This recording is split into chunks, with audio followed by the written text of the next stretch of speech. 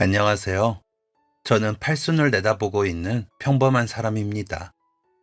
평범하다고 했지만 실은 세상에서 가장 행복한 사람이 아닌가 생각합니다. 고단했던 제 삶에 넘치도록 큰 기쁨이 되어준 제 조카 때문이지요. 눈에 넣어도 아프지 않은 조카와 제 얘기를 다 듣고 나시면 아마 제가 왜 행복한 사람인지 알게 되실 거예요.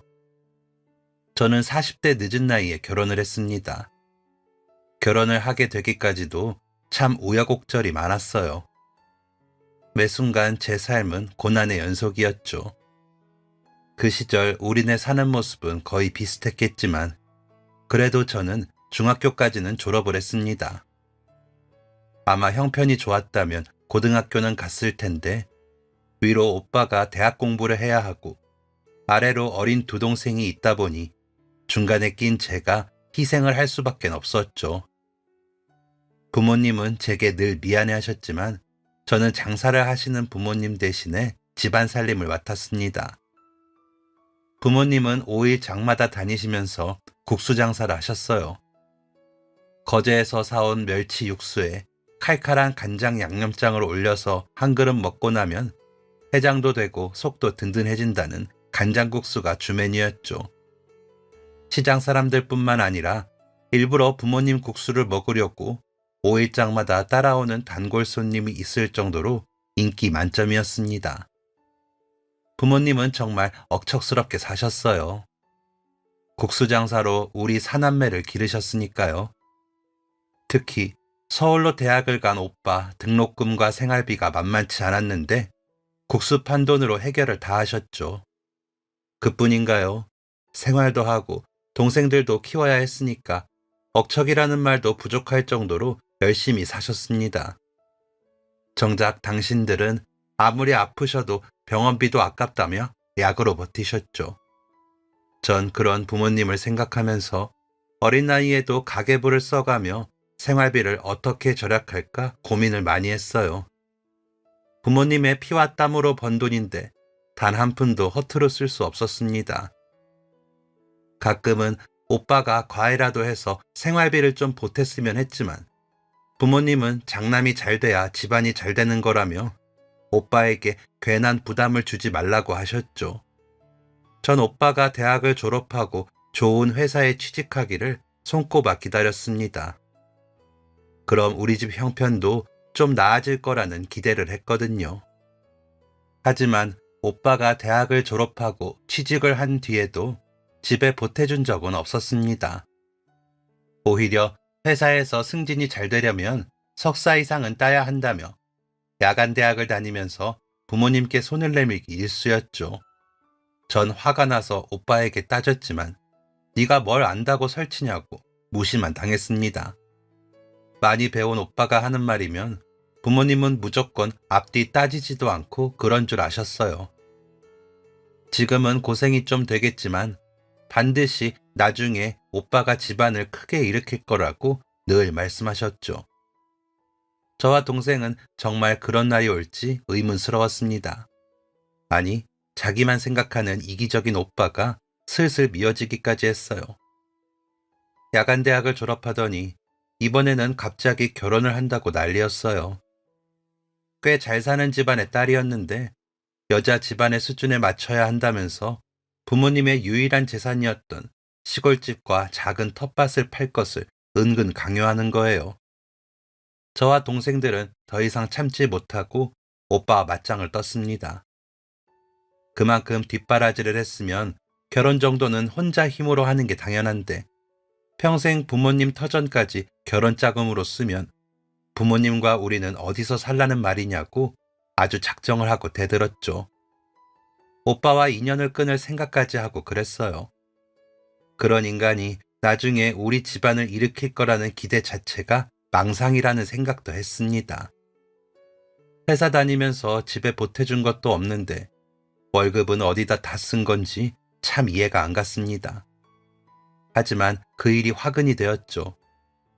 여자 집에서 저와 동생들의 등살에 결혼을 접내 만에 했다는 겁니다. 오빠가 여자에게 매달리면서 헤어질 수 없다고 울고불고 했대요. 그러자 올케언이라는 사람은 도움도 안 되는 그런 집안하고 인연을 끊고 오면 오빠를 받아주겠다고 했답니다. 이게 말이 되는 건가요? 전 당연히 오빠가 우리 가족을 선택할 거라고 믿었죠. 그런데 믿는 도끼에 발등을 찍혔습니다. 이제부터 각자 살아가자는 겁니다. 상견례는 생략하고 남들 이목이 있으니까 결혼식엔 부모님만 와서 조용히 앉아 있다가 가시라고 했다는 겁니다. 전 정말 참을 수가 없었어요. 당장 서울로 올라가서 한바탕 하려고 기차표까지 끊었는데 그래봤자 오빠만 더 곤란해질 거라는 어머니의 만류에 또 어쩔 수 없이 꾹 참았습니다. 오빠 결혼식 날 부모님은 새벽같이 서울로 갔다가 저녁 무렵에 다시 돌아오셨죠. 아들 키워서 다른 집 아들로 내준 셈이었어요.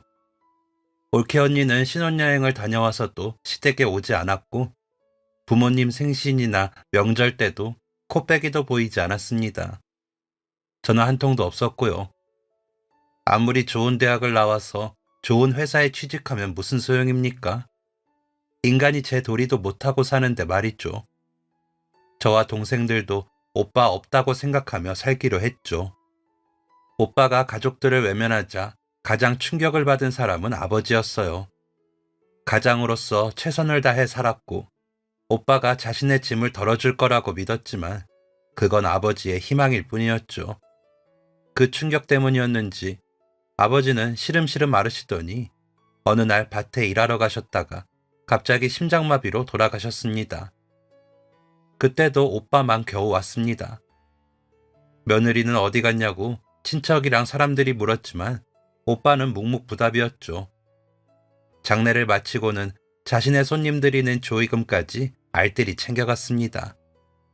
참 어이가 없고 기가 막혀서 할 말도 없었어요. 평생 오빠를 위해 희생했던 부모님의 인생은 통째로 날아가 버렸다고 생각하니 전 눈물만 나왔습니다. 너무 억울했거든요. 그런 오빠를 위해서 제가 그동안 희생했다고 생각하니 정말 미치도록 화가 났습니다. 가족을 위했던 제 삶을 한 번도 희생이라고 생각한 적이 없었는데 오빠를 보면서 헛된 희생이었다고 처음으로 생각했던 거죠. 하지만 이제 제가 가장이나 마찬가지였으니 감정을 눌러야 했습니다. 아버지가 안 계신 그 자리를 제가 대신 해야 했어요. 전 어머니와 함께 5일장을 다니며 국수 장사를 했습니다. 어머니가 연로하셔서 대부분 제가 도맡았죠. 새벽에 밭일을 하고 동생들을 깨우고 밥을 지어서 먹여 학교에 보낸 뒤엔 장사 준비를 했죠.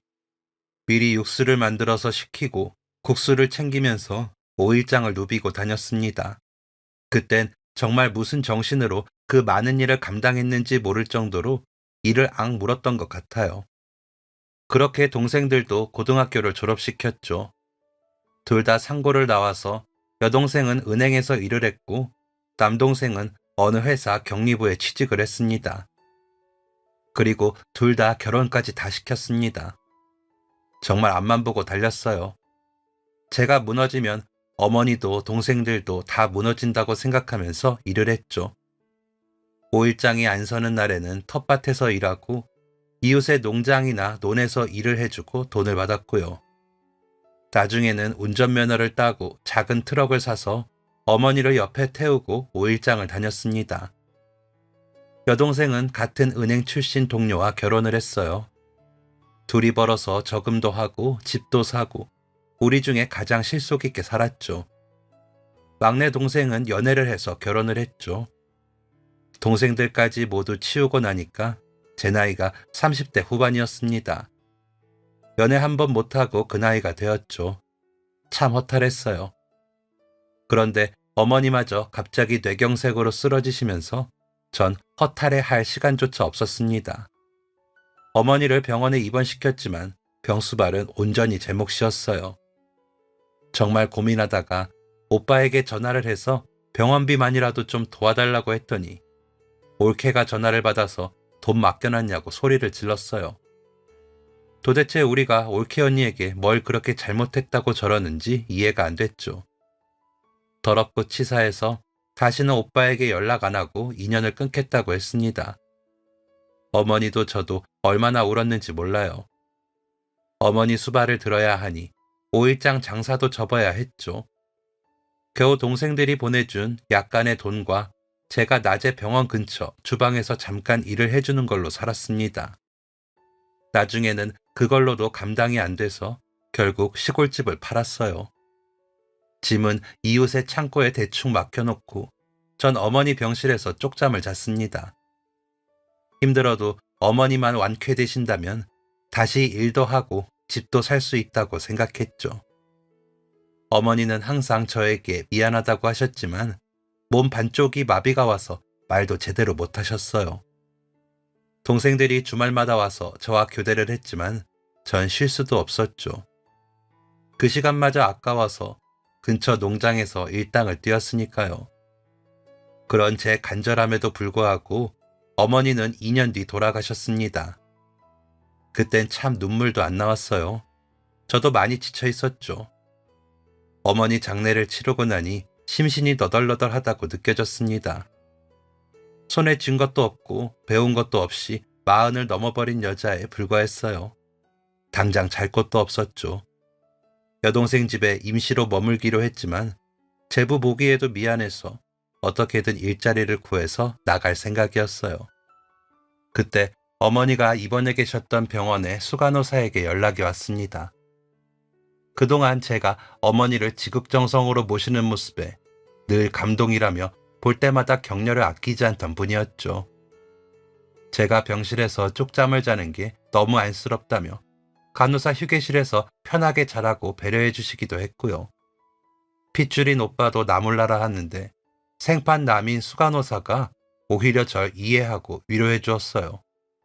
수간호사님은 오래 저를 지켜보았다면서 그렇게 심성이 곱고 착한 사람이 자신의 형님이 되면 너무 좋겠다는 말을 하는 겁니다. 좀 느닷없는 말이라 전 당황했어요. 수간호사님은 저와 자신의 시아주버님을 중신 서고 싶다고 했습니다. 시아주버님이라는 그 남자도 저와 비슷한 삶을 살았다고 했습니다. 아버지가 일찍 돌아가신 탓에 장남이었던 남자는 아래로 남동생과 여동생을 책임져야 했죠. 농사를 지으시는 어머니를 도와 고등학교를 졸업하고는 일찌감치 농사꾼이 되었답니다. 동생 둘 다 대학 공부와 결혼까지 시키고 나니 40이 넘었댔죠. 노모는 장남이 결혼하는 것을 보고 돌아가시겠다고 하지만 40 넘은 농촌 총각에게 누가 시집 오겠냐고 반포기 상태라고 했어요.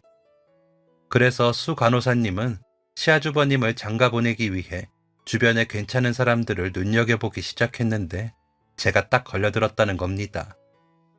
수 간호사님은 가끔 늦게 퇴근을 할 때 병원 로비에서 지친 듯 멍하니 앉아있는 저를 보면서 마음이 아팠답니다. 언젠가 수 간호사님은 저와 이런저런 얘기를 나눈 적이 있었는데 그때 제가 참 가엾다는 생각을 했고 참 훌륭하신 분이구나 생각했답니다. 누구나 가족을 위해서 희생하는 건 아니잖아요. 자기 인생도 버리면서 누가 그렇게 살 수 있겠어요? 전 김은주 씨 보면서 저렇게 착하고 심성이 고운 분이 제 형님이 되면 너무 좋겠다 생각했어요. 거절하지 마시고 그냥 가볍게 우리 시아주버님 한 번만 만나보세요. 만나보고 아니면 그만두면 되잖아요. 수간호사님이 하도 간곡하게 부탁을 하셔서 거절할 수가 없었습니다. 저를 생각해 주시는 그 마음도 왠지 찡하게 느껴졌어요. 그렇게 맞선을 봤습니다. 저와 그 남자는 살아온 세월이 너무 비슷해서인지 처음부터 별로 어색하지 않았어요. 장남으로서, 장녀로서 자신의 인생을 송두리째 희생한 것에 대해서도 후회하지 않았죠. 그냥 자신의 인생을 돌아보지 않고 앞만 보고 달린 것에 아쉬움이 남는다는 것도 같았습니다. 말수는 적지만 자기 할 일 딱 부러지게 하면서 책임감 강한 성격도 서로 마음에 들었죠. 전 이런 사람이라면 여생은 함께 보내도 나쁠 것 같지 않다는 생각을 했고 결혼을 결심했습니다. 하지만 나이만 먹었지 결혼이 처음인 저는 모든 게 어색하고 낯설었어요. 남동생과 여동생을 결혼시키기도 했지만 제 결혼식을 준비하려니 뭘 어떻게 해야 할지 몰랐죠. 어머니가 살아계시면 의논도 하고 그랬을 텐데 말입니다. 동생들도 살기 바쁘니 부탁하기도 그렇고 그런 제 마음을 눈치챈 듯 수간호사 동서가 나서서 모든 결혼 준비를 도맡아 해주었습니다. 서로 사는 형편을 다 아니까 예단이나 예물은 가능한 생략하자고 중재까지 했어요. 아마 제 형편을 아니까 그런 것 같았는데 동서는 결국 준비에 쓰라며 봉투를 따로 내밀었습니다. 극구 사양했지만 이제 가족이 될 건데 너무 거절하면 서운하다고 하는 거예요. 형님, 이제 형님이라고 불러도 되죠? 제 진심은 이것보다 몇 배 더 큰데 표현할 방법이 이 봉투밖에 없어서 저도 속상해요. 그래도 제 마음 진짜 아시죠? 고마워요. 염치 없지만 그 마음 받을게요. 두고두고 꼭 갚을게요. 말도 편하게 하세요. 그냥 동서 하세요. 전 동서의 그 마음이 너무 고맙고 기특해서 눈물이 났습니다. 살다 보니 이렇게 좋은 사람도 다 있구나 신기할 정도였죠. 시어머니는 그래도 격식을 제대로 갖추자고 했지만 간소하지만 격식 있게 하면 된다고 동서가 설득을 했어요. 이 나이에 무슨 웨딩드레스냐고 제가 안 입겠다고 하니까 동서가 억지로 끌고 가서는 여자 인생에 화려한 웨딩드레스는 한번 입어봐야 한다며 골라주었죠. 신부 화장에 머리까지 모든 것을 다 척척 해결해 주었습니다. 결혼하면 농사 짓는 남편을 따라서 시어머니를 모시고 살아야 했죠. 동서는 시어머니가 조금 고지식하지만 속마음은 여리시다며 잘 지낼 수 있는 팁도 전수해 주었습니다. 장날에 가면 반드시 시어머니가 좋아하는 호박사탕을 사다 둘 것. 가을에는 전어를 꼭 잡수셔야 하고 석 달에 한 번은 읍내 미용실에서 파마를 하시니까 잊지 말고 모시고 가야 하며 밤에 요강을 비워서 들여놓는 것도 잊지 말라고 하더군요. 시어머니는 소소한 일만 잘 챙기면 오히려 큰일엔 대범하게 넘어가시는 편이라고 했죠. 또 겨울에 시아버지 제사 때는 민어 고기는 꼭 쪄서 올려야 하고 당숙모가 좀 말이 많아서 괜한 소문을 몰고 다니는 편이니 그분 앞에서는 되도록 말을 아끼는 것이 좋다고도 했습니다.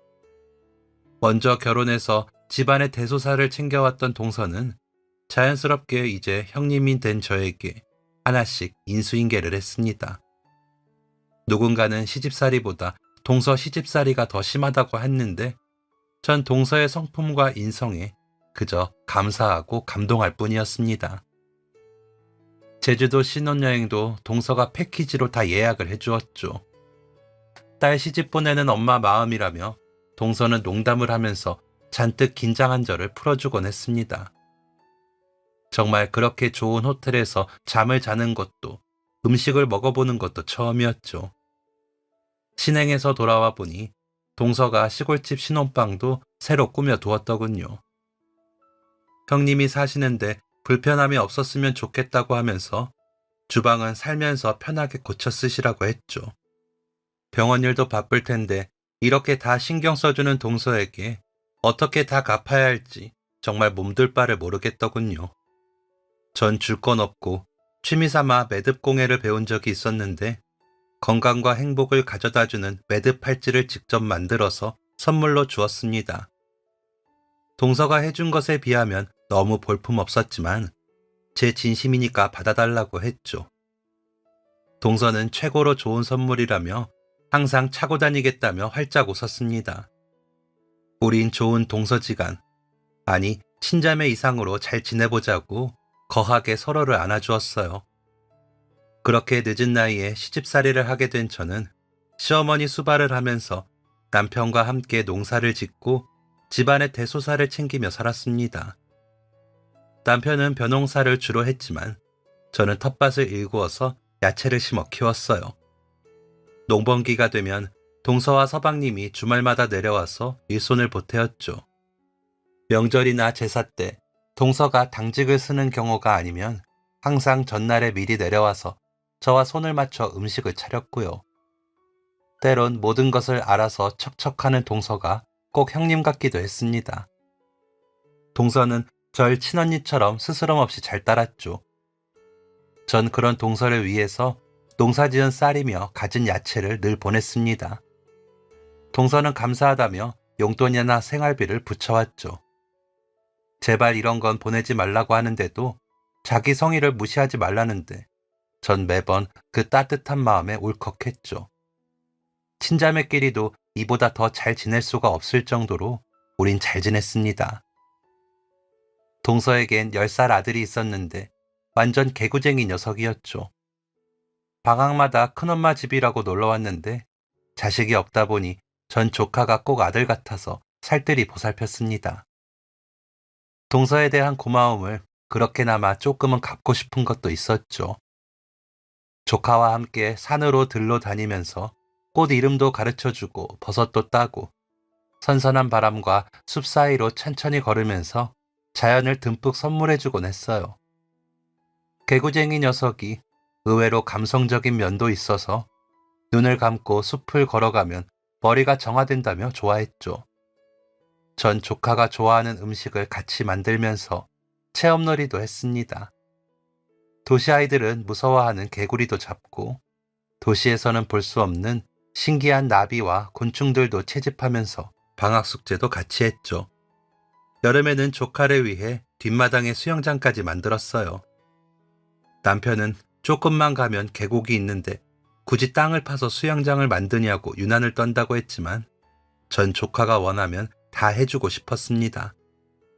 조카는 방학이 끝나는 게 너무 싫다고 할 정도였죠. 집에 가기 싫다고 떼를 쓰기도 했어요.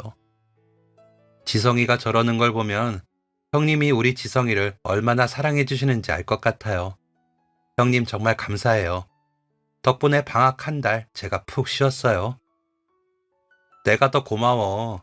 지성이 덕분에 나도 한 달 내내 소풍 가는 것처럼 즐거웠어. 동서는 아이가 삭막한 도시에서 크는 게 늘 아쉬웠는데 형님 덕분에 정서적으로 잘 크는 것 같아 안심이 된다고 하더군요. 큰엄마, 겨울방학 때는 꼭 군고구마 먹어요. 썰매도 타고. 아 맞다, 눈사람도 만들어요. 친구들한테 자랑할 거예요. 큰엄마 안녕, 사랑해요. 지성이는 차를 타고 가다 말고 창을 열고는 큰 소리로 외쳤죠. 어서 가라고 손을 흔들면서도 전 눈시울이 붉어졌습니다. 지성이가 가고 나면 며칠은 빈자리가 느껴져서 괜히 서운하고 허전하고 그랬어요. 그래도 좋은 사람들과 가족이 되었다는 게 늘 행복하고 감사했습니다. 가끔은 동서가 왜 이렇게까지 잘할까? 그런 생각도 했어요. 언젠가 동서가 한 말이 떠올랐습니다. 아무리 자식이라고 해도 오랜 병에 효자가 없는 법이고 처음에는 자식들이 돌아가면서 부모님을 수발하다가도 결국엔 서로 미루거나 부모를 방치하는 일이 허다했대요. 병원에 있으면 별의별 사람들을 다 본다고 하더군요. 따지고 보면 그걸 자식만 탓할 수도 없는 게 현실이라고도 했어요. 그런데 동서가 보기에 전 신기할 정도로 단 한 번도 어머니께 싫은 내색도 하지 않고 병실을 지키더랍니다. 하루에도 몇 번씩 어머니의 대소변을 받아내고 깨끗하게 씻기면서도 투덜댄 적이 없더래요. 그 좁은 침상에서 쪽잠을 자면서도 낮에는 잠깐 주방일까지 하면서 병원비를 보탠다는 소리를 듣고는 간호사인 자신도 그렇게 하지 못할 거라는 생각에 반성이 절로 들었답니다. 그래서 늘 감동이었고 항상 저를 존경한다는 동서였어요. 당연히 해야 할 일을 했는데 과분한 대접을 받는 느낌이 들었죠. 그래서 전 동서에게 더 잘해야겠구나 생각도 했고요. 그러던 어느 날 동서 내외가 결혼 기념일을 맞아 부부 여행을 가게 되었어요. 서방님도 늘 회사 일로 바쁘고 동서도 병원 일로 정신이 없다 보니 정작 여행 한번 제대로 못 갔다고 하더군요. 제가 여유가 있으면 결혼 여행 경비라도 주고 싶은 마음이었죠. 대신 조카를 맡아줄 테니 모처럼 부부 둘이 오붓한 시간을 보내라고 했어요. 이왕이면 둘째도 생겼으면 좋겠다고 그랬더니 노력해보겠다며 씩씩하게 떠났습니다. 그런데 그 여행길이 마지막이었어요. 해안길을 따라 여행하던 차들끼리 연쇄 충돌 사고가 크게 일어났다고 하더군요. 동서는 그 자리에서 숨을 거두고 운전을 했던 서방님만 살아남았어요. 하지만 찌그러진 차에 끼었던 서방님은 왼쪽 대퇴부 절단을 하게 되었죠. 전 누구보다 큰 충격을 받았습니다. 전날까지 동서와 전화를 했는데 이게 무슨 날벼락인지 앞이 캄캄했어요. 장례식장에서 전 어린 조카를 끌어안고 오열하기만 했습니다. 동서의 친정 부모님과 형제들도 통곡했죠. 친정 어머니는 졸도까지 했어요. 서방님은 자신만 살아남았다고 자책했죠. 이미 절단된 다리에서 통증이 느껴진다며 밤마다 환성통을 호소하면서 난리를 쳤어요. 누구든 병실 문을 열고 들어오면 나가라며 욕을 하고 물건을 집어던졌죠. 남편이 가도 아들이 가도 마찬가지였어요. 진정제를 놔야 겨우 잠이 들 정도였습니다. 서방님은 자신의 한쪽 다리가 없는 것을 보고 다리를 붙여놓으라고 주치의의 멱살을 잡고 난동을 피우기도 했고요. 의족을 맞춰야 하는데 싫다고 우겨서 또 한바탕 소동이 벌어지기도 했죠. 병원에서 술을 먹고 자꾸 난동을 피우니까 병원에서도 감당이 안 된다며 강제 퇴원을 시켰죠. 지성이 생각해서 제발 정신 좀 차리라고 남편이 말을 했지만 들은 채도 안 하더랍니다. 그러더니 퇴원을 한 다음 날 집에서 스스로 목숨을 끊은 채 발견되었습니다. 충격의 연속이었습니다. 남편도 망연자실했죠. 전 슬퍼할 겨를도 없이 또 서방님의 장례를 치러야 했습니다. 조카는 연이은 부모님의 죽음 앞에서 잠깐 실어증에 걸리기도 했어요. 그 어린 것이 얼마나 무서울까 싶어서 전 심장이 무너지는 것 같았습니다. 전 조카를 기를 결심을 했죠. 남편도 그러자고 했고요. 동서와 서방님에게도 조카를 잘 기르겠다고 약속했습니다. 일단 지성이를 시골 학교로 전학부터 시켰죠. 한동안 애가 받았을 충격을 생각해서 억지로 학교에 가란 말은 안 했어요. 아침이면 함께 숲을 산책하고 혹시 먹고 싶은 게 있으면 만들어 먹이고 보고 싶은 게 있으면 같이 가서 구경하고 그랬어요. 근처에 유명한 산이 있어서 가끔은 도시락을 싸들고 같이 정상까지 갔다 오기도 했죠. 애 정서에 강아지가 도움된다고 해서 새끼 강아지를 얻어다가 친구 삼아 길러보라고도 했고요. 지성이는 누렁이라고 이름을 짓고 동생처럼 잘 보살피면서 차츰 마음의 안정을 찾아갔습니다. 전 날마다 조카를 꼭 안고 잠들었어요. 제품을 파고들 때마다 마음이 짠했죠. 가끔 꿈속에서 동서를 만나는 건지 엄마 하며 잠꼬대를 할 때는 정말 가슴이 찢어질 듯 아팠습니다. 그래도 세월이 약이라고 하더니 1년이 지나자 조카는 예전에 그 밝고 명랑한 모습으로 돌아왔죠. 학교에도 즐겁게 다녔고요. 전 매일 조카를 배웅하면서 오늘도 저 아이가 열심히 잘 자라고 예쁘게 잘 살아내기를 바랐습니다. 그런데 그 해봄에 갑자기 동서의 친정 부모님이 찾아왔어요. 이제 애도 어느 정도 슬픔을 추스르고 했으니 결정을 내려야겠다고 했죠. 양쪽 부모가 다 죽었으니 조카의 친권과 양육권에 대해 자신들이 가져가겠다는 겁니다. 남편은 조카가 엄연히 한씨 집안 핏줄인데 그건 안 된다고 했어요. 그러다가 양쪽 집안끼리 싸움이 벌어지게 생겼죠.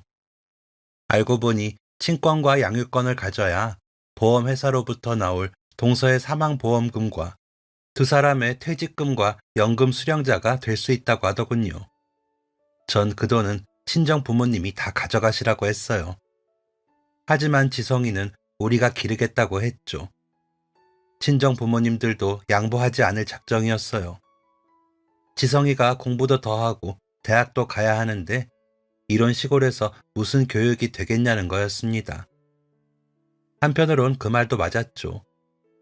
제가 아무리 지성이를 친아들처럼 키운다고 해도 이런 시골에서 뭘 얼마나 하겠어요. 외가는 많이 배운 분들이고 서울 강남에 사시니 그만큼 지성이 공부에도 더 도움이 될 거고요. 그리고 이번 일로 법정 싸움까지 가면 지성이가 더 상처를 받을 게 뻔했죠. 전 지성이가 부모님을 잃은 것도 가슴 아픈데 그런 상처까지 주고 싶지 않았습니다. 그래서 눈 딱 감고 지성이를 동서의 친정 부모님께 보냈어요. 조카를 보내고 마음이 더 헛헛해졌죠. 녀석 때문에 우리 부부가 그래도 웃으면서 살았는데 역시 빈자리는 컸습니다. 그러던 어느 날 남편이 허전함을 달래려고 괜히 산에 버섯을 따러 갔다가 넘어져서 척추를 다치는 사고를 당했어요. 반신불수가 돼버렸죠. 이 나이에 이제 남편 병수발까지 들게 되었죠. 전 불행을 몰고 다니는 사람 같았어요. 정말 너무 고통스러웠습니다. 남편이 자리에서 일어나지 못하게 되자 시어머니도 시름시름 앓으시더니 노환으로 돌아가셨고요. 이제 제가 의지할 분은 아무도 없었죠. 얼마나 울었는지 모릅니다. 남편은 시어머니 마지막 가는 길도 따라가지 못한 채 집에서 하염없이 울었어요. 시어머니를 그리 보내고 돌아와 보니 조카가 와 있는 겁니다. 깜짝 놀랐죠. 다짜고짜 외가에서 살기 싫어서 도망쳐 왔다고 했어요. 아무리 좋은 집에 좋은 음식을 먹어도 하나도 행복하지 않다고 하더군요. 공부만 하라는 외할아버지는 엄격해서 말도 제대로 못 붙일 정도고 외할머니는 늘 아버지 때문에 엄마가 죽었다고 푸념만 하시며 우신다고 했죠. 어린 마음에 상처가 더 깊어졌나 봐요. 지성아, 여기서 며칠만 있다가 그래도 가서 공부해야지. 외할아버지와 외할머니 걱정하셔. 안 갈 거예요. 전 큰엄마랑 큰아빠랑 살 거예요. 여기가 좋아요. 큰엄마가 가라고 하면 저 진짜 가출할 거예요. 전 지성이를 안고 할 말을 잃었습니다. 어른들 때문에 애가 안 해도 되는 마음고생을 하는 것 같아서 마음이 너무 아팠어요. 일단 동서의 친정 부모님께 전화를 드렸죠. 며칠 여기서 재우면서 마음 좀 달래보내겠다고 했더니 아무 말이 없는 겁니다. 오히려 녀석이 너무 말도 안 듣고 제멋대로 행동해서 골치가 아프다는 말을 하더군요. 일단 애를 데리고 갔는데 두 분이 키우면서 많이 부대낀 듯 했어요. 두 분 다 연세도 있으시니까 어린 손주가 벅찰 수도 있겠죠. 넌지시 우리더러 키울 의향이 있는지 떠보는 겁니다. 전 기다렸다는 듯이 얼른 지성이를 우리가 키우겠다고 했죠. 사돈어른께서 지성이를 먼저 보내주셔서 감사합니다. 저희가 많이 부족하지만 최선을 다해서 기르겠습니다. 정말 고맙습니다. 그분들께는 형식적인 인사처럼 들릴 수도 있지만 전 정말 지성이를 기르라고 하셔서 너무 고맙고 기뻤습니다. 뭐 그쪽에서 기른다고 하니까 우리도 더는 말릴 수가 없네요. 지성이도 큰엄마 노래를 부르고 하니까 안심도 되고요. 암튼 잘 길러주세요. 그럼 양육비는 얼마나 보내드리면 될까요? 아닙니다. 지성이로 충분합니다. 그런 건 신경 쓰지 마세요. 남편은 양육비를 받아야 지성이를 좀 더 좋은 환경에서 키울 거 아니냐고 그랬지만 전 생각이 달랐습니다.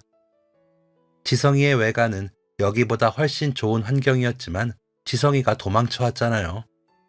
돈으로 포장된 좋은 환경보다는 진심을 줄 수 있는 환경이 아이에게 100배 낫다고 생각했습니다. 전 확신했죠. 지성이와 제가 겪은 세월이 있으니까요.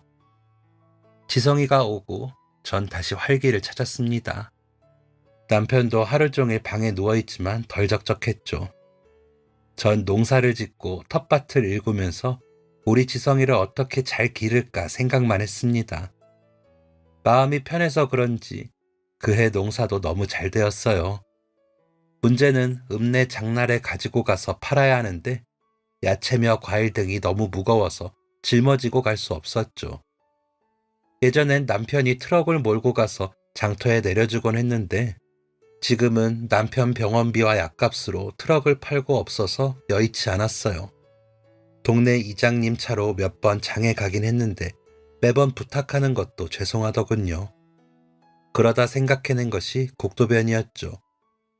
마을을 지나가는 국도변에 리어카를 놓고 야채와 과일을 팔기 시작했습니다. 마을을 지나면 국립공원과 유명한 산이 있어서 국도를 지나가는 차들이 꽤 있었거든요.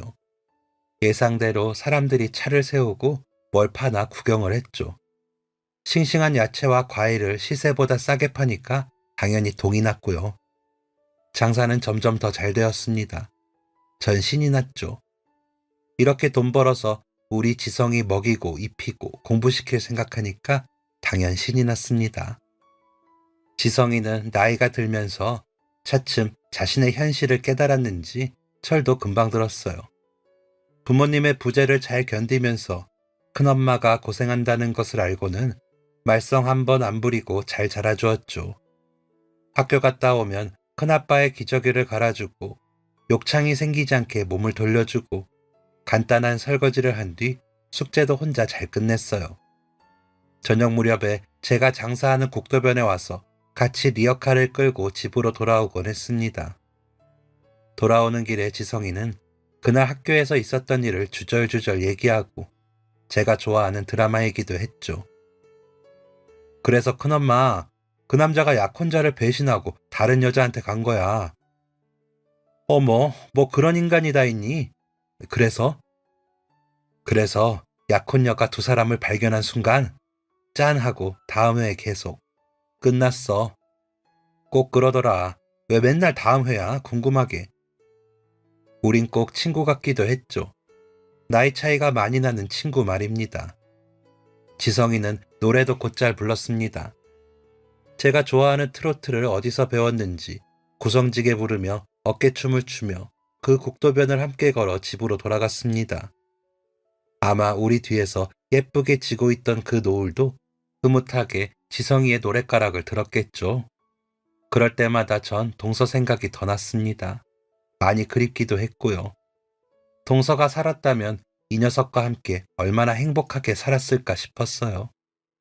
그 행복을 저만 누리자니 너무 미안한 마음도 들었습니다. 전 지성이가 중학생이 되었을 때 처음으로 동서에 대한 얘기를 시작했어요. 이제 지성이도 어린애가 아니니까 숨기지 말자 생각했죠. 전 동서를 맨 처음 만났을 때 느낌부터 들려주었습니다. 입 다물고 있으면 좀 차가운 수간호사 같았다고 했더니 지성이가 맞다고 박수를 치며 까르르 웃었죠. 하지만 환자들 하나하나 보살펴주는 손길과 눈길은 영락없는 백의의 천사라고 했더니 천사는 모르겠고 훌륭한 간호사는 맞다고 동의하더군요. 그런데 좀 허당인 구석도 있다고 서로 이구동성으로 맞장구를 쳤죠. 큰엄마, 그거 알죠? 우리 엄마 가끔 이상한 단어 쓰는 거. 알지. 한 번은 파를 써는데 나더러 형님, 파는 모나게 썰어요? 하더라. 야, 세상에 파를 모나게 쓰는 사람이 어딨냐? 맞아. 내가 소풍 갈 때 김밥 말아달라고 했더니 뭐라는 줄 아세요? 김밥에 단무지랑 햄이랑 계란이랑 이것저것 다 들어가는데 왜 김밥이야? 오색김밥이라고 해야지 그러는 거예요. 네 참. 엄마 없는 슬픔을 애써 감추려던 지성이가 엄마 생각하며 그렇게 활짝 웃는 걸 보면서 전 다행이라고 생각하면서도 찡했습니다. 지성아, 우리 엄마 잊으려고 하지 말자. 보고 싶으면 그리워하고 서로 엄마 얘기하면서 그렇게 추억하자. 알겠지? 네, 큰엄마. 전 그 어려운 시절을 살아낼 때마다 어렵고 힘드니까 잊자고 생각해 본 적은 없었던 것 같아요. 피하기보다 그냥 맞서는 방법이 가장 맞다고 생각했죠. 있는 것보다 기억하고 그리워하면서 전 지성이도 그러길 바랐습니다. 나의 동서가, 아니 지 엄마가 얼마나 좋은 사람이었는지 오래 기억하고 추억하면 좋겠다고 생각했어요. 지성이는 중학교에 가서도 늘 1등만 했습니다. 사춘기 한 번 겪지 않았어요. 아니, 분명 겪었을 텐데 애가 혼자서 잘 넘긴 듯 했습니다. 부족한 큰엄마에게 신경 쓰게 하고 싶지 않아서 아마 혼자 견뎌냈을 겁니다. 정말 속 깊은 애니까요. 학교에서 학부모 상담이 있으면 저는 학교에 가는 게 늘 긴장이 되었어요. 뭘 잘 모르는 것도 있지만 혹시 지성이 친구들이 큰엄마가 왔다고 수군거리는 건 아닌지 큰엄마가 너무 할머니 같다고 놀리는 건 아닌지 걱정을 했습니다. 지성이는 늘 당당하게 세상에서 가장 사랑하는 큰엄마라고 소개를 했어요. 그런 당당함에 선생님은 오히려 더 듬직해 했죠. 친구 관계도 원만하고 선생님 사이에서도 칭찬이 자자했습니다. 반장을 하면서 학교 행사에도 항상 적극적으로 참여하면서 누구보다 밝고 건강하게 자랐습니다. 절친인 친구가 있었는데 그 친구에게 그랬대요. 자신은 늘 돌아가신 엄마와 자신을 키워주신 큰엄마를 위해서라도 열심히 살아야 한다고 말입니다. 그 친구 엄마를 우연히 읍내 장터에서 만났는데 어쩜 그렇게 똑똑한 조카를 두셨냐고 부러워하더군요. 전 어깨가 으쓱해지면서도 괜히 울컥했습니다. 고등학교는 읍내에서도 버스를 타고 가야 했는데 집에서 학교까지 왕복 2시간 넘게 걸리는 거리였지만 지성이는 한 번도 힘든 기색 없이 잘 다녔습니다. 등하교 하느라 애가 지치고 공부할 시간도 부족할까봐 학교 근처 자취방을 알아보라고 했지만 오히려 버스에서 공부하면 된다고 하더군요. 흔들리는 버스에서 책을 보다가 눈이라도 나빠질까 걱정했지만 녀석은 어떤 환경에서도 집중해야 좋은 성적도 받는 거라고 당당하게 말했습니다. 어쩜 저렇게 기특한지. 학교에서 시내로 나가면 학원가가 있었죠. 고등학생이 되면 학원 수업을 듣는 게 필수라고 다들 그러더군요. 고등학교 공부는 중학교와는 천지 차이니까 학원 수업도 들어보라고 권했지만 혼자 공부하는 게 더 효율적이라고 하더군요. 혹시 학원비를 걱정해서 그런 거냐고 물으니까 정말 학원 수업이 필요하면 말하겠다고 했어요. 그런데도 학원 수업도 한 번 안 받고 전교 1등을 놓치지 않았습니다. 전 지성이만 보면 밥을 안 먹어도 배가 부를 정도였어요. 주변에서는 지성이가 전교 1등만 하는 비법을 은근슬쩍 물어보는 사람들도 많았죠. 전 전교 1등 아들을 둔 엄마처럼 괜히 뻐기면서 학교 수업을 착실히 듣고 교과서 위주로 공부한다고 말했어요. 사실이니까요. 지성이는 하루에 4시간만 자면서 공부에 전념했어요. 전 지성이 방에 불이 꺼지는 걸 보면서 잠이 들었죠. 그나마 제가 할 수 있는 건 그것밖에 없었습니다. 고3 막판에는 먹성 좋은 녀석이 졸릴까봐 밥도 반공기로 줄이면서까지 공부를 했죠. 정말 대학이 애를 잡는 것 같아서 전 짠했어요. 그렇게 지성이는 최고대학 법학과에 입학할 성적을 받았습니다. 그런데 4년 장학금을 받기 위해서 한 단계 낮은 대학에 진학을 했죠. 한 단계 낮아도 명문대로 손꼽히는 곳이었습니다. 저는 등록금 걱정 말라고 했지만 지성이의 선택이니 존중 안 할 수가 없었죠. 고생하는 큰엄마의 짐을 조금이라도 덜어주려는 녀석의 깊고 예쁜 마음을 느끼면서 제가 부자가 아닌 것이 참 원망스러웠어요. 학비는 장학금으로 해결했지만 그래도 서울살이가 만만한 게 아니잖아요. 자취든 하숙이든 해야 하고 생활비며 교통비에 책값까지 한두 푼 드는 게 아니었죠. 전 걱정 말고 공부만 하라고 했지만 지성이는 알아서 하겠다며 일체 돈을 보내지 말라는 겁니다. 이제 제발 큰엄마도 자기 인생 좀 살라면서요. 전 녀석이 잘하는 모습을 보고 녀석이 잘 되는 걸 보는 게 제 인생인데 그렇게 말하니까 좀 서운한 마음도 들었지만 이제 정말 다 키웠구나 하는 안도감도 들었습니다. 동서 납골당에 가서 우리 지성이 자랑도 실컷 하고 왔죠. 형님 정말 감사합니다 하는 소리가 메아리처럼 절 따라왔습니다. 지성이는 입주 과외를 하며 생활비도 벌었어요. 가르치는 애가 고1, 중2였는데 둘의 성적이 오르면 약간의 보너스도 받는 모양이었죠. 그때마다 꼭 큰엄마 용돈이라며 붙여주는데 너무 거절하는 것도 그렇고 일단 받았습니다. 차곡차곡 모아두었다가 훗날 지성이를 위해 쓰려고 말이죠. 지성이가 대학교 졸업반 때 남편도 저 세상으로 갔습니다. 그때 지성이는 사시 1차 시험을 앞두고 있었어요. 중요한 시험이니까 큰아빠 장례식엔 올 생각도 하지 말라고 신신당부했어요.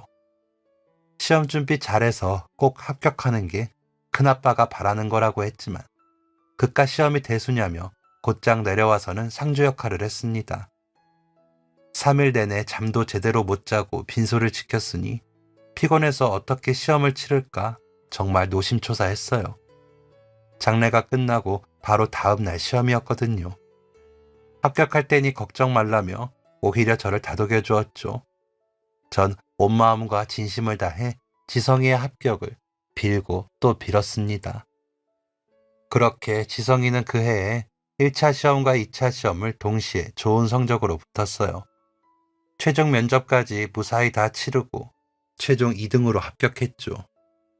전 무식해서 잘 모르는데 사법고시도 1등부터 꼴등까지 쭉 등수가 매겨지나 보더군요. 전 너무 좋아서 지성이를 끌어안고 펄쩍펄쩍 뛰었답니다. 그 어려운 공부를 하면서 보약 한 채 제대로 지어먹인 적도 없었는데 정말 너무 장했어요. 고맙고 자랑스럽고 사랑한다는 말을 수십 번도 더 했을 겁니다. 제 인생에서 그처럼 기쁘고 행복한 날은 없을 정도였죠. 연수원 생활과 수습 15를 마친 지성이는 당연히 성적이 좋아서 판사나 검사를 지원할 수 있었답니다. 그런데도 국내 최대 로펌 중 한 곳에 변호사로 취직했습니다. 물론 그 로펌도 아무나 들어갈 수 없는 곳이라고 하니 대단한 일이지만 전 좀 아쉬웠어요. 검사가 된 지성이가 사회 정의를 위해서 활약하는 뭐 그런 상상을 많이 했거든요. 판사도 아주 잘했을 텐데 하는 생각을 했습니다. 그러나 지성이의 선택을 존중했어요. 변호사가 되어서 한 3년은 정말 눈코 뜰 새 없이 바쁘게 보냈죠. 하루가 멀다 하고 연락을 하던 녀석이 얼마나 바쁜지 일주일에 겨우 한 번 전화를 할까 말까 할 정도였죠. 서울의 자취방에 한 번씩 가면 빨래가 여기저기 나뒹굴고 청소도 안 해서 먼지가 뿌옇게 앉아있을 정도였어요. 김치를 해다 냉장고에 넣어둬도 밥을 안 해먹으니까 그대로 쉬어빠져서 다 버려야 했죠. 큰맘 먹고 보약을 해서 쟁여두어도 나중에 가보면 그대로 있기 일쑤였어요. 자기 생일도 잊어먹고 지낼 정도였으니까 말 다 했죠. 이제 정말 제 할 일이 없구나 싶었습니다. 지성이가 넉넉하게 생활비를 보내주었죠. 하지만 녀석이 밤낮없이 일해서 번 돈인데 함부로 쓰는 게 너무 아까워서 고스란히 통장에 넣어두기만 했어요. 이제는 좀 일도 그만하고 편히 쉬시라고 하는데도 평생 하던 일인데 그게 쉽나요? 텃밭은 하루만 안 들여다봐도 금방 잡초가 웃자라면서 표가 나는데 그걸 보고 어떻게 가만히 있겠어요. 이제 무릎도 아프고 허리도 아파서 오래 일을 못하니까 쉬엄쉬엄 운동한다 치고 하는 거죠. 과일이며 야채들을 그냥 두면 썩으니까 또 리어카에 싣고 국도변에 앉아서 소일거리 삼아 파는 거고요. 그리고 평생 일하던 사람이 갑자기 쉬면 더 아픈 법이거든요. 뭐라도 조금씩 몸을 움직여야 나중에 죽을 때 덜 힘들다고 다들 그러잖아요. 가끔 지성이가 TV에 나올 때도 있었어요. 무슨 시사 프로그램에서 법률 자문을 해주곤 했죠. 화면빨은 또 어찌나 잘 봤든지. 그렇게 로펌 변호사가 된 지 5년이 지났습니다. 어느 날 지성이가 문자를 했더라고요. 전화를 해도 되는데 무슨 문자인가 싶어서 봤죠. 큰엄마, 강남구 이 주소로 가보세요. 갑자기 낯선 주소를 보내고는 가보라고 하는데 무슨 일인가 걱정부터 들었죠. 부랴부랴 서울 가는 기차를 타고 역에서 택시기사에게 주소를 보여줬더니 금방 도착했어요. 신축 아파트 단지였습니다. 전 그 아파트라는 것이 성냥갑 같아서 딱 질색이었죠. 그런데 거긴 단지마다 간격도 넓고 산책로며 정원이 어찌나 근사하게 조성돼 있든지 제가 여기 왜 왔는지조차 까먹고 그냥 구경을 하느라 정신이 없었죠. 그때 지성이에게 다시 문자가 왔죠. 큰엄마, 오늘 생신 정말 축하드려요. 그 아파트 3동 501호로 가보세요. 생신 축하와 그 아파트가 또 무슨 상관인지 전 시키는 대로 3동 501호로 찾아갔습니다. 문 앞에 웬 낯선 아저씨가 기다리고 있더니 반갑게 문을 열어주면서 저에게 등기부 권리증을 내밀었습니다. 열어보니 아파트 명의자가 김은주, 바로 제가 아닙니까? 세상에, 전 너무 놀라 말이 나오지 않을 정도였어요.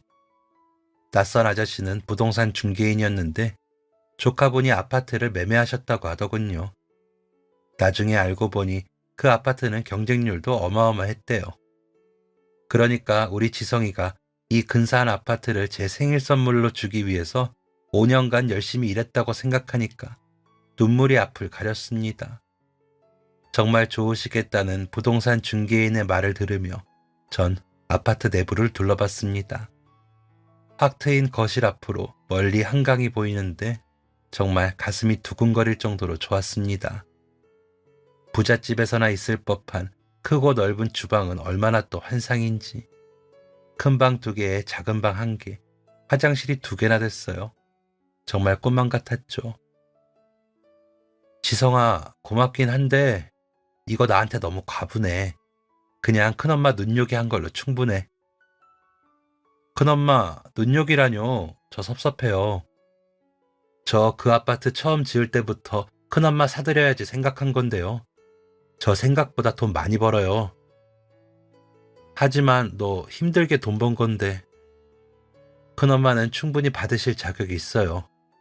그리고 저 이제 시작인데 벌써부터 이러면 안 되죠. 지성이는 저를 모시고 살 생각이라고 했습니다. 오래오래 행복하자는데 눈물이 또 하염없이 쏟아졌습니다. 너무 거절하는 것도 그렇고 해서 제가 조건을 걸었죠. 지성이와 같이 살다가 결혼하면 그 아파트는 신혼집으로 하고 저는 다시 시골로 내려가겠다고 말이죠. 지성이는 알았다며 당장 이사 오라고 닥달을 했죠. 그렇게 전 다시 지성이를 위해 맛있는 큰엄마표 집밥을 차리며 살게 되었습니다. 벌써 10년이 흘러가겠네요. 이제 제발 장가 좀 가라고 노래를 부르는 게 제 일상 중 하나가 되었습니다. 40을 넘겼는데 왜 여태 연애 한번 제대로 안 하는지 모르겠어요. 결혼 잘하는 것도 큰 효도라고 그렇게 귀에 못이 박히게 말하는데도 자기 눈이 까다로워서 웬만한 여자는 성에 차지 않는다고 합니다. 그래서 도대체 어떤 여자가 이상형이냐고 물었더니 우리 엄마처럼 예쁘고 큰엄마처럼 착한 여자요. 야, 그런 여자가 어딨냐? 그러니까 내가 이러고 있지. 녀석의 넉살에 장단 맞추는 것도 이제 좀 지겹네요. 어서 이놈을 치워야 하는데 어쩌죠? 그래야 저도 동서에게 면목이 설 텐데 걱정입니다. 마음 따뜻하고 젠틀한 녀석이니까 곧 짝이 나타나겠죠? 좋은 여자였으면 좋겠습니다. 지성이 결혼시키고 나면 전 다시 시골로 내려가서 살 생각입니다. 이 정도 행복했으면 이번 생은 참 잘 살았다 싶어요. 여기서 더는 욕심이고요. 착한 동서 덕분에 제 힘들었던 삶에 한 줄기 빛이 찾아왔고 자랑스러운 조카 덕분에 저도 나름 괜찮은 인생을 살았다고 자부하게 됩니다. 그러니 이 이상은 제 몫이 아닐 거예요. 이것으로 전 너무 충분하니까요. 조카가 좋은 가정을 꾸리면 전 손주 보면서 또 여생을 행복하게 잘 살아갈 겁니다. 그리고 언제나 제 아들이자 조카인 지성이를 위해 기도할 거고요. 훗날 저 세상 가면 동서하고 만나서 이번 생에서 못다한 인연도 이어갈 거예요. 또 모르죠. 다음 생에 우리가 어떤 모습으로 어떻게 만나지게 될지요. 그런 즐거운 상상을 하면서 살아갑니다. 모두 건강하고 행복한 하루하루 보내세요. 감사합니다. 지금까지 사연 들어주셔서 감사합니다. 사연이 재밌으셨다면 구독과 좋아요를 눌러주세요. 감사합니다. 안녕히 계세요.